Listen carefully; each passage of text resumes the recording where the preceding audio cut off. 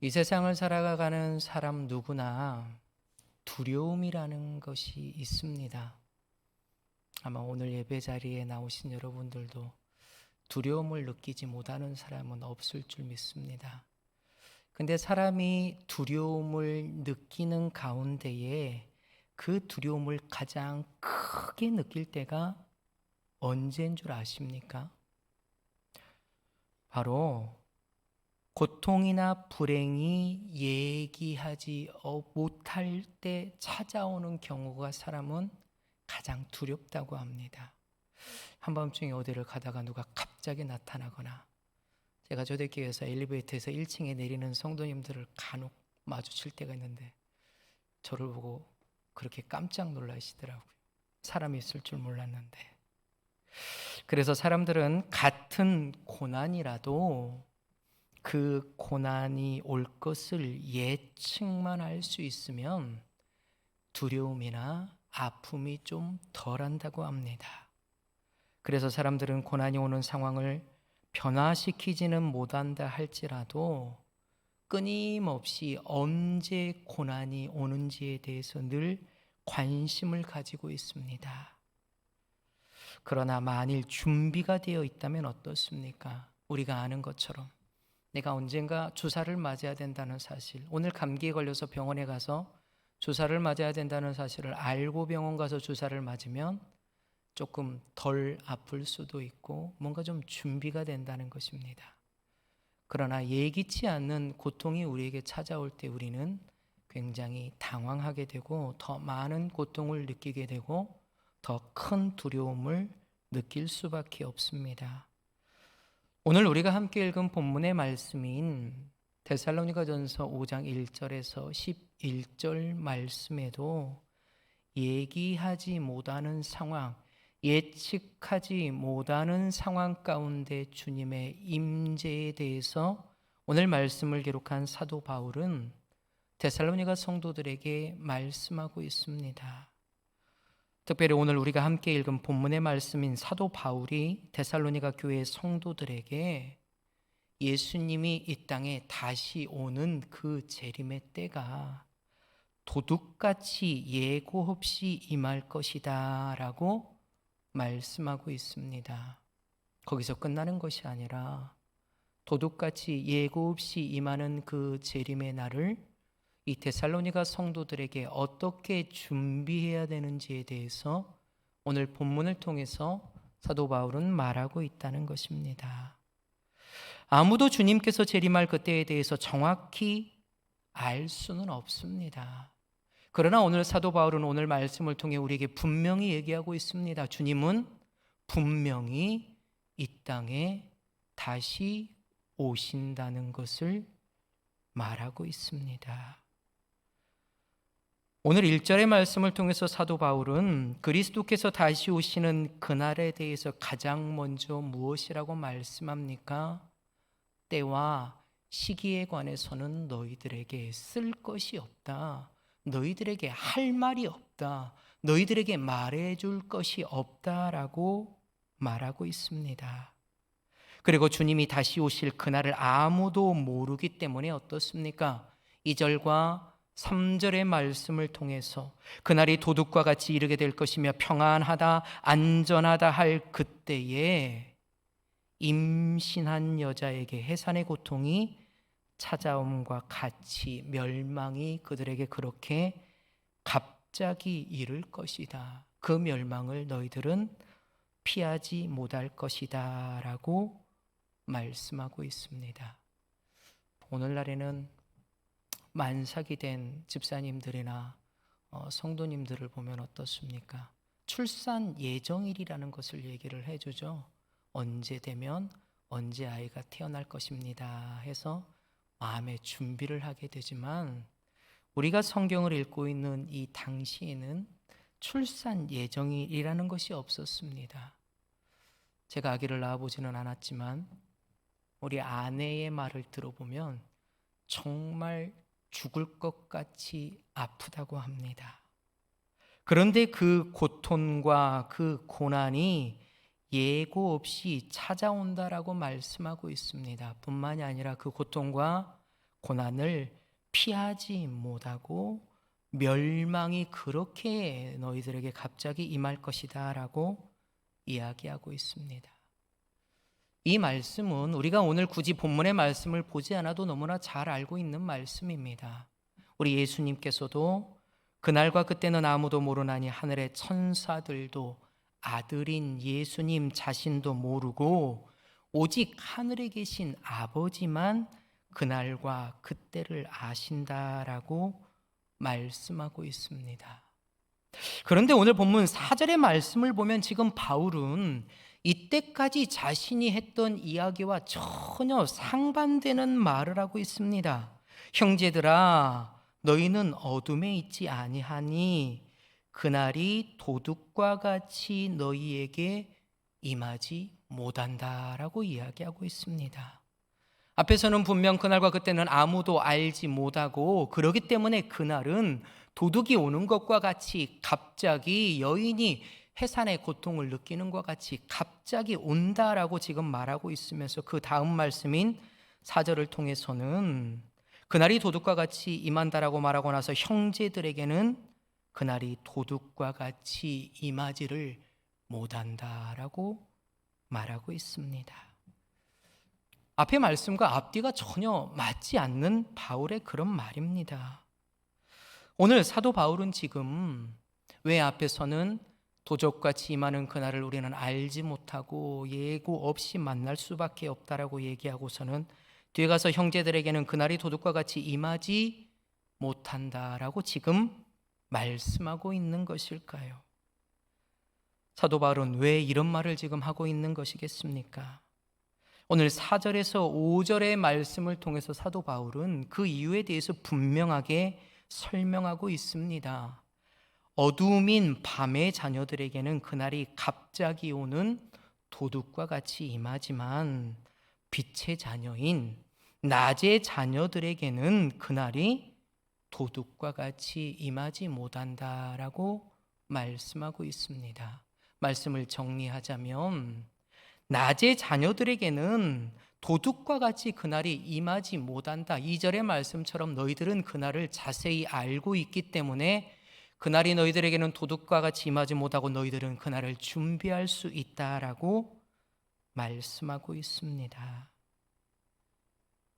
빛의 자녀, 낮의 자녀들이 과연 어떤 사람들이기 때문에 어떤 사람들이기에 바울은 그들에게 그날이 도둑과 같이 임하지 못한다라고 오늘 말씀을 통해서 지금 말하고 있는 것이겠습니까? 성경은 하나님을 빛이다라고 말씀합니다. 하나님뿐만이 아니라 요한복음 시작하는 1장의 말씀을 보면 이 세상에 오신 예수님 또한 빛이다라고 말씀하고 있습니다. 그러기에 오늘 본문은 그 하나님과 그 예수님을 알고 그분을 내 안에 모시고 그분을 나의 삶의 아버지로 주인으로 모시고 사는 성도를 빛의 자녀, 낮의 자녀다라고 말씀하고 있습니다. 빛의 자녀가 있고 낮의 자녀가 있다면 오늘 본문은 그와 반대되게 어둠의 자녀, 밤의 자녀가 있다라고 말합니다. 어둠의 자녀는 누구이겠습니까? 밤의 자녀들은 누구이겠습니까? 하나님을 알지 못하는 사람들, 하나님을 영접하지 않는 사람들, 하나님께 속하지 않는 자들을 오늘 본문은 어둠의 자녀, 밤의 자녀다라고 말씀하고 있습니다. 그리고 중요한 사실 중에 하나는 하나님을 아버지로 모시고 하나님 안에 거하고 하나님께 속해 있고 하나님을 아는 성도들, 하나님을 아는 자녀들인 낮의 자녀들에게만 하나님께서는 하나님 나라의 비밀을 말씀해 주셨습니다. 마태복음 24장 32절에서 33절의 말씀을 보면 예수님께서 제자들에게 하신 무화과 나무의 비유의 말씀이 나옵니다. 예수님께서는 그 말씀을 통해서 무화과 나무의 가지가 연해지고 잎사귀가 많이 나오면 나올수록 여름이 가까운 줄을 안다라고 말씀하셨습니다. 낮의 자녀인 우리는 주님께서 재림하시는 그날과 그때를 정확히 알 수는 없습니다. 그러나 하나님께서 우리에게 말씀해 주신 여러 말씀을 통해서 그날과 그때에 나타나는 징조가 일들이 무엇인지 알고 있다는 것입니다. 그 징조들을 통해서 그날이 가까운 줄을 알고 그날을 준비하는 빛의 자녀들, 낮의 자녀들인 저와 여러분들에게만 그날이 도둑같이 임하지 못하게 된다라고 사도 바울은 말하고 있는 것입니다. 중요한 것은 재림의 날의 징조를 통해서 그날이 가까운 것을 아는 것도 중요하지만 그것보다 더 중요한 것이 있습니다. 재림의 날의 징조를 통해서 그날을 안 후에 그것보다 더 중요한 것은 그날을 준비하는 사실입니다. 아무리 재림의 날을 징조를 통해서 많이 알고 있는다 할지라도 그날을 준비하지 않는 성도, 그날을 준비하지 않는 자녀들에게는 어떻습니까? 어둠의 자녀와 같이 그날이 도적과 같이 급하게 임할 수밖에 없습니다. 다시 말해서 우리는 오늘 말씀을 통해서 그날을 도적과 같이 맞이하지 않는 낮의 자녀들, 빛의 자녀들이 되어질 수 있어야 합니다. 오늘 말씀을 통해서 그날을 맞이하며 준비하는 낮의 자녀가 될 수 있기를 사도 바울은 우리에게 간절히 원하며 우리에게 말하고 있습니다. 오늘 본문의 말씀을 통해서 사도 바울은 낮의 자녀가 되기 위해서 가장 먼저 6절의 말씀을 통해서 이렇게 얘기합니다. 그러므로 우리는 다른 이들과 같이 자지 말고 오직 깨어 정신을 차릴지라라고 말씀하고 있습니다. 우리가 낮의 자녀, 우리가 빛의 자녀가 되기 위해서 가장 먼저 해야 될 일이 무엇이겠습니까? 자지 말고 깨어 있어야 된다라고 말씀하고 있습니다. 그 이후의 말씀인 7절의 말씀을 통해서 사도 바울은 무엇이라고 얘기합니까? 밤의 자녀들은 깨지 않고 잠을 잔다라고 말씀하고 있습니다. 그리고 무엇이라고 얘기합니까? 취한다라고 말씀하고 있다는 것입니다. 우리가 잘 아는 것처럼 깨어 있다는 것이 무엇입니까? 잠을 잔다, 잔다라는 말의 반대의 말입니다. 오늘 특별히 사도 바울의 본문의 말씀을 기록한 본문의 이 깨다라는 말을 원어에서 잘 찾아보면 이 깨다라는 말은 성을 지키는 파수꾼에 대해서 말할 때 쓰이는 말씀입니다. 우리가 잘 아는 것처럼 파수꾼은 어떤 사람입니까? 성을 지키는 사람입니다. 성을 지키는 파수꾼에게 있어서 가장 중요시되는 것이 몇 가지 있습니다. 첫 번째는 무엇입니까? 지금 성 가까이에 오고 있는 어떤 사람이 내 아군인지 적군인지를 판단할 수 있어야 됩니다. 그리고 두 번째로는 무엇입니까? 그 사람이 적군이라면은 그 사실을 자신의 성에 있는 많은 아군들에게 알려야 합니다. 그리고 그보다 더 중요한 것은 무엇입니까? 항상 적군이 침입하고 있는지 아닌지, 밤이든지 낮이든지, 적군이 오늘이든지 내일이든지 한 달 후에 공격을 하러 오든지 깨어 늘 지킬 수 있어야 그것이 바로 파수꾼의 역할이라는 겁니다. 오늘 사도 바울은 성도에게 깨어 있다는 건 그것 또한 파수꾼과 같이 먼저 분별을 할 줄 알아야 한다는 것입니다. 사도 바울은 오늘 1절의 말씀을 통해서 때와 시기에 대해서는 너희에게 쓸 것이 없다라고 말씀합니다. 너희들이 정확한 주님께서 이 땅에 임하실 그 때와 그 시기에 대해서는 너희가 알 필요가 없다라고 말씀하고 있습니다. 이 말씀은 주님께서도 우리에게 하셨습니다. 주님이 몇 날, 몇 시, 몇 년도에 우리에게 올지 너희들에게는 알 필요가 없다라고 얘기합니다. 그러나 중요한 것은 이 말씀은 우리가 주님께서 오시는 그 재림의 날에 전혀 관심도 갖지 말고 전혀 무감각하라는 그런 말씀이 아닙니다. 우리가 그때와 그 정확한 시기에 대해서는 알려고 해서는 안 되지만 그때와 시기에 대해서 분별할 줄은 알아야 한다는 것입니다. 왜 그렇습니까? 주님께서는 그날과 그때에 대해서 내가 너희들에게 정확히 말하지는 않는다라고 말씀하시면서 하나님 나라에 대한 비밀을 우리에게 말씀해 주셨습니다. 그리고 징조의 때에 성경 여러 곳을 통해서 징조의 때에 나타날 일들이 어떤 일들인지 우리에게 분명히 말씀해 주셨습니다. 마태복음 24장의 말씀을 보면 이렇게 나와 있습니다. 마지막 때에는 전쟁과 기근과 지진과 같은 대재난이 자주 발생하게 될 것이다. 그리고 성도에게는 큰 핍박과 박해가 일어날 것이다 라고 말씀하고 있습니다. 나라가 나라를 대적할 것이다 라고 주님께서 예언의 말씀을 우리에게 주셨습니다. 주님이 이러한 말씀을 우리에게 주신 이유가 무엇이겠습니까? 우리에게 마지막 때에 징조를 너희들이 잘 살피고 너희들 살아가는 그 세대 가운데 이런 징조가 나타난다면 그때 너희는 깨어 더욱더 근신하여서 다시 오실 주님을 맞이할 준비를 하라라는 말씀이 바로 이 말씀입니다. 그러하기에 낮의 자녀가 되려면 우리는 무엇을 해야 되겠습니까? 주님께서 우리에게만 말씀해 주신 그 하나님의 말씀을 통해서, 그 징조의 말씀을 통해서 주님의 날이 가까이 오고 있음을 분별할 수 있어야 됩니다. 그저 분별해서 끝나는 것이 아니라 그날을 분별하며 준비할 수 있어야 합니다. 그리고 다음으로 정신을 차려라, 깨어 정신을 차려라 라고 말씀합니다. 옛날 성경에서는 깨어 근신하여라 라고 말씀하였습니다. 이 정신을 차려라, 근신하여라 라는 말씀은 어둠의 자녀들과 상반되게 술에 취하지 말고 맑은 정신을 가지고 깨어서 정신을 차려라 라는 말씀입니다. 성을 지키는 파수꾼이 술에 취하게 되면 어떻습니까? 자신에게 맡겨진 온전한 사명을 잘 감당할 수 없습니다.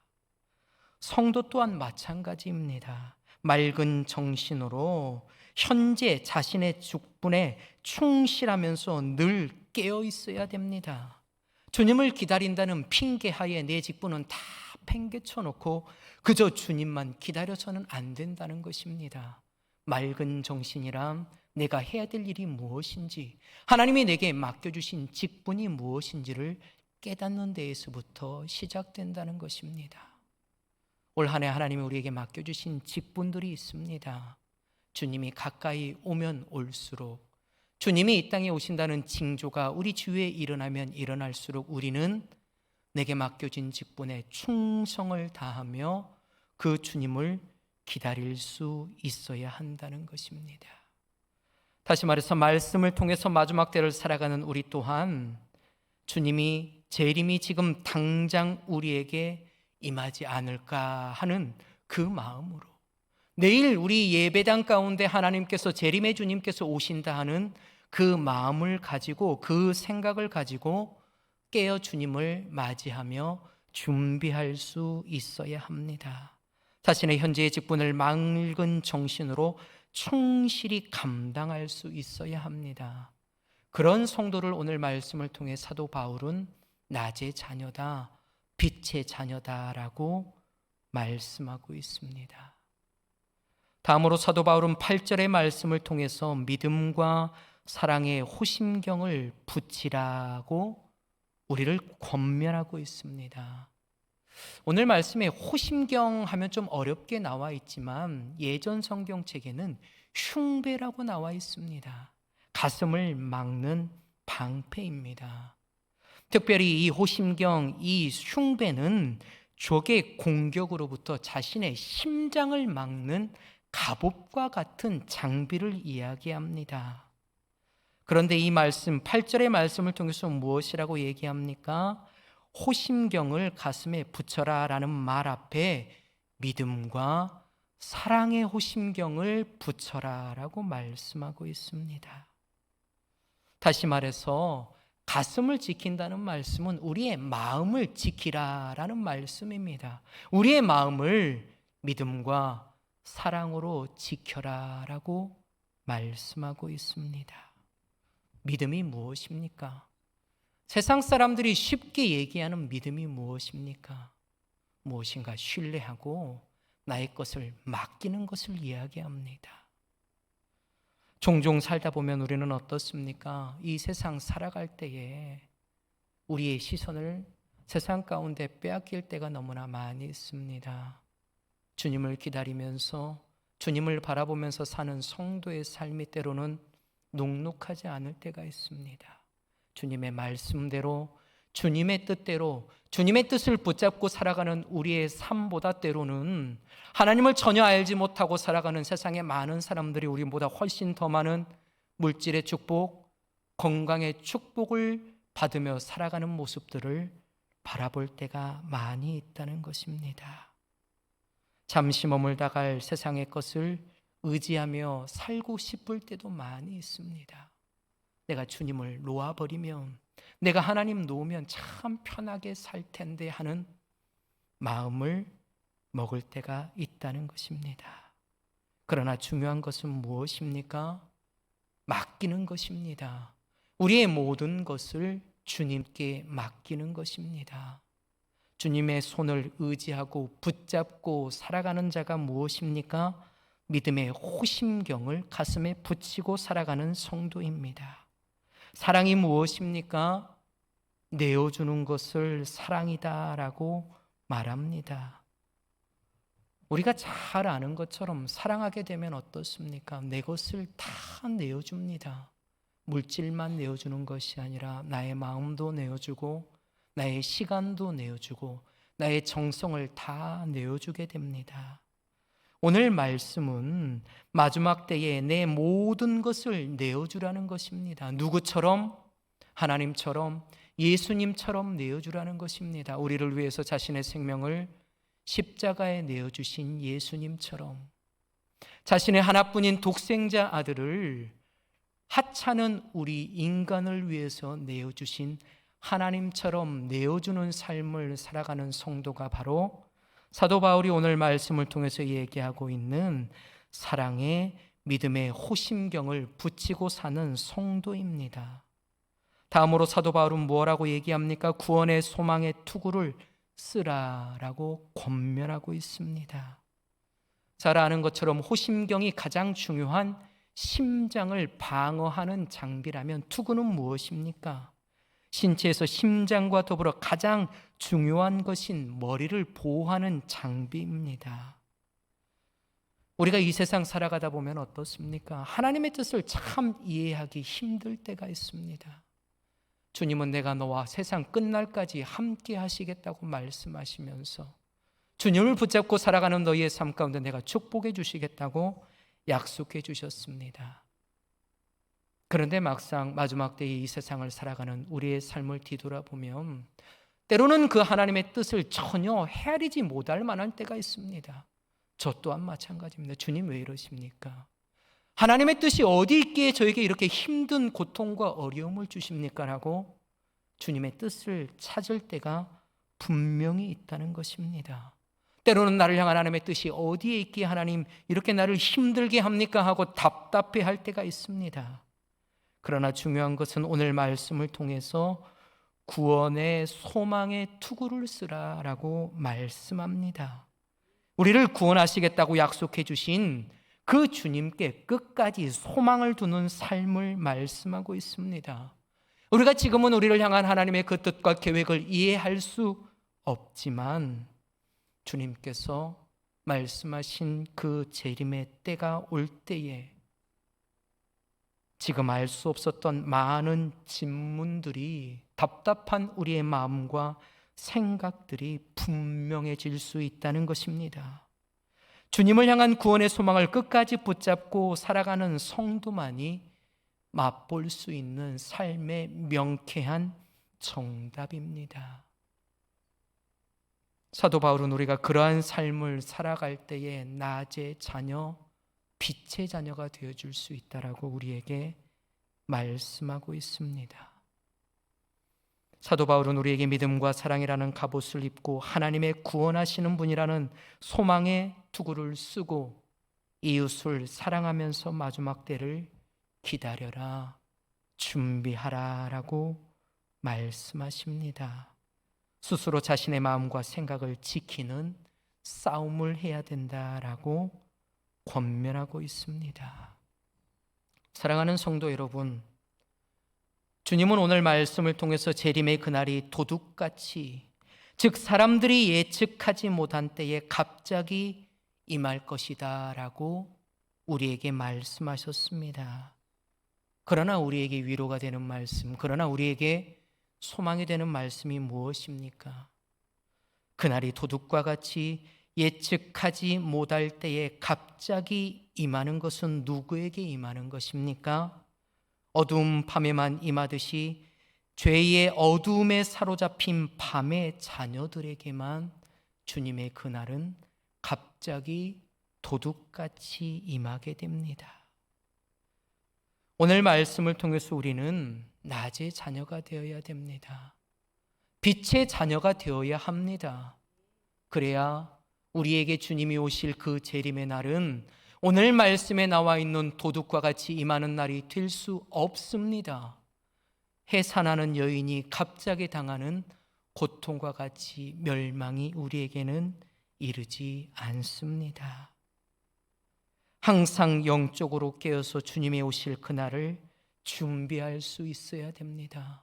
늘 하나님의 말씀을 가까이 하며 주님께서 말씀하시는 그날의 징조가 무엇인지를 깨닫고 이 세대를 분별할 수 있어야 합니다.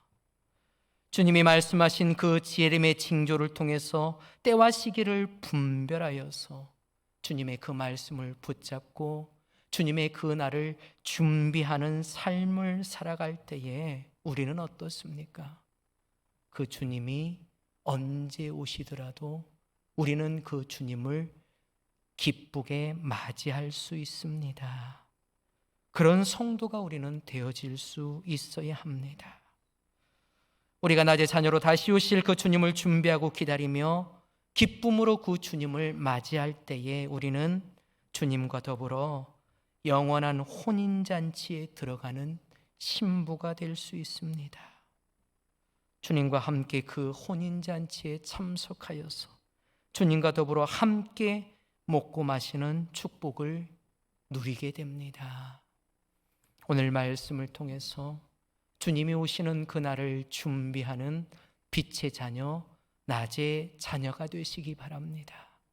그리하여서 주님이 오시는 그날 온전히 주님과 함께 들려 하늘로 올라가서 영원한 삶을 살아갈 수 있는, 주님과 함께 더불어 먹고 마시는 천국 잔치에 참여할 수 있는 저와 여러분 모두가 되어질 수 있기를 이 저녁 주님의 이름으로 간절히 축원을 드립니다.